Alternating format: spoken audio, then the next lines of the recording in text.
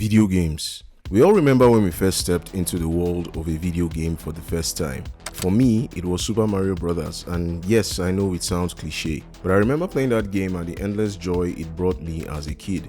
Video games as a medium have provided a lot of great moments to generations of fans everywhere, from RPGs, fighting games, sport games, or just a good old hack and slash game. Video games have not only provided a means of escapism, but have also been responsible for some of the most powerful stories in media. Stories that have resonated with fans worldwide. Whether it's an Italian plumber, a blue hedgehog, or a yellow electric squirrel, there are video games that have become iconic enough to spawn franchises.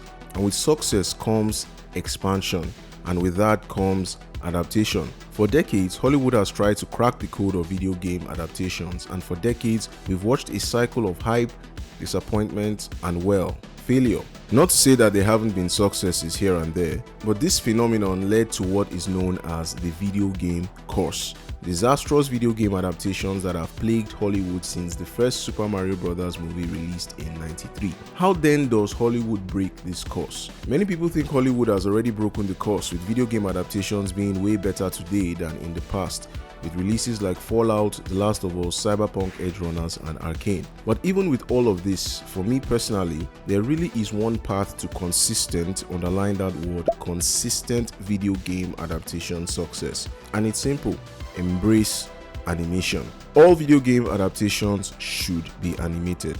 Okay, maybe not all, but most, definitely most. For the sake of this video, we'll only be covering theatrical movies and TV shows. Video game adaptations are not a new thing. I remember the days when I would come home from school and the local news station would air Mortal Kombat Defenders of the Realm, a show I really enjoyed. Not to talk of all the other video game adaptations like the Super Mario Bros. Super Show, Super Mario World, Adventures of Sonic the Hedgehog, and of course, Pokemon. Video games were mostly adapted into TV shows and Saturday morning cartoons in the early 90s, and it wasn't until the first Super Mario Bros. Film released theatrically that video game adaptations started getting a bad rep. Over the years, Hollywood would go through the endless cycle of ups and downs with video game adaptations, especially with live action. With so many attempts being made and so many disappointments, one can only wonder how so many live action adaptations were disappointments. Where did they go wrong? I think the better question is why? Why do live action adaptations fail? There are two main reasons that basically capture why live action adaptations fail. First and foremost, the Hollywoodization of the source material. This is one that honestly annoys me because I try to make sense of the concept of trying to adapt something and actively rejecting the source material. It's done with books, comic books, anime, and yes, video games. Look, I understand that sometimes, depending on the game, there is a lot of lore and story to try and condense into a 2-hour movie that is expected to succeed. It's not that you must adapt every single thing you see in the game, but to stray so far away from what made the game so successful is something else entirely. The showrunner of the now cancelled Halo TV show said, "We didn't look at the game, we didn't talk about the game, we talked about the characters and the world, so I never felt limited by it being a game." Things like this irk me because it's not about adapting the source material one-to-one, because you still have to craft a product worth watching. It's the fact that these creatives think it's a good thing to actively reject the source material under the guise of wanting to do your own thing. Compare that to the more successful live action adaptations in The Last of Us and Fallout, where everyone involved in the production was committed to bringing the game to life in an authentic way. The creators and writers for The Last of Us game are hands-on in the TV show, and the executive producer is a fan of the video game series in the case of Fallout. In fact, Fallout was so successful it led to an increase in commercial success for the video games, not to talk of major award consideration and increased viewership for Amazon Prime. It's not rocket science. Take advantage of the built-in audience and lean into what the fans want. Simple, but apparently it's a tough thing to do for Hollywood creatives. When the very first Sonic design dropped in that first trailer, honestly I thought it was a joke, because there was no way they could miss the most basic aspect of adapting that IP. These people actually wanted to release a whole movie with that garbage design. If not for overwhelming fan backlash, they would not have redesigned Sonic. And I know there's a theory that it was done intentionally to market the film, but honestly I don't believe it, and I'll tell you why. Sonic is one of the most recognizable faces in gaming on the planet. You show the image of Sonic to people who aren't necessarily gamers and they will tell you who Sonic is. So telling me they needed to use such an expensive stunt to get people excited to see the movie doesn't make sense. Live action is already tied down by physical and budgetary limits, and because of this they force changes that alienate core fans. The adaptation gets caught between a rock and a hard place where they are trying to please a new audience and satisfy the old, ultimately satisfying nobody. Also, there is a compromise in visual identity. Depending on the video game that is adapted, you cannot completely dive into the world of that game in live action because the budget would skyrocket. Except you're talking of games with less fantastical elements and a more grounded approach like The Last of Us. You're mostly dealing with fantastical games that need to be explored fully. Video games feature massive worlds, different landscapes, and unique locations that live action cannot fully capture. Fans have already immersed themselves in the worlds of these games, and they won't be satisfied with a watered-down version present in these adaptations. A very important part of creating a video game is art design, and trying to translate these worlds and visuals into the real world loses its visual identity. The first Super Mario Bros. Movie comes to mind. I mean, that movie is just a complete travesty as an adaptation. I can just imagine Miyamoto watching that movie for the first time. He would be like, no wonder he put the IP under lock and key for the next 3 decades. Some people like that adaptation, and to them I say, what?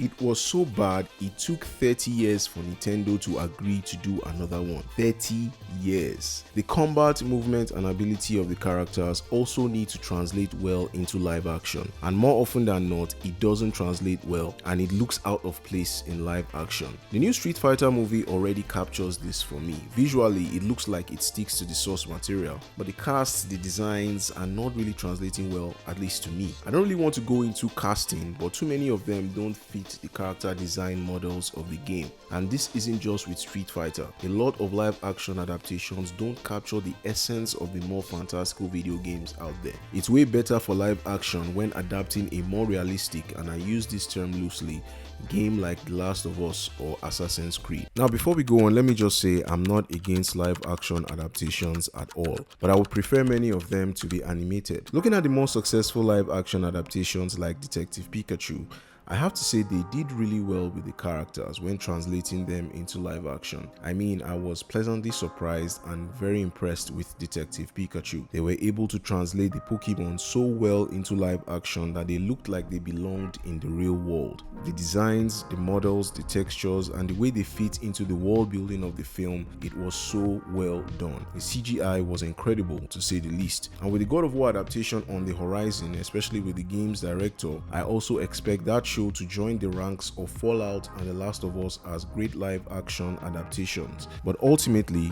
I believe the limitations of live action make animation a much more attractive prospect. So why is animation the best medium for adapting video games? Well, the most important reason, the only reason, is that it allows the creators to dive into the worlds of these games properly. With animation, you are not worried about green screens and realism or trying to place a real human being next to a flying dragon. They are more concerned with building the world properly and can effectively translate concept art to reality. Animation can recreate any style, whether it's cel-shaded, hyper-realistic, or whatever the situation demands. You don't need a $400 million budget to properly recreate the worlds that fans are already familiar with. The Spider-Verse movies feature multiple animation styles and cost less than $200 million to make. With animation, they are able to embrace the worlds of these games while using relatively smaller budgets. Unlike in live action, where they are too concerned with maintaining the budget that they change aspects of the game to fit the standards of live action.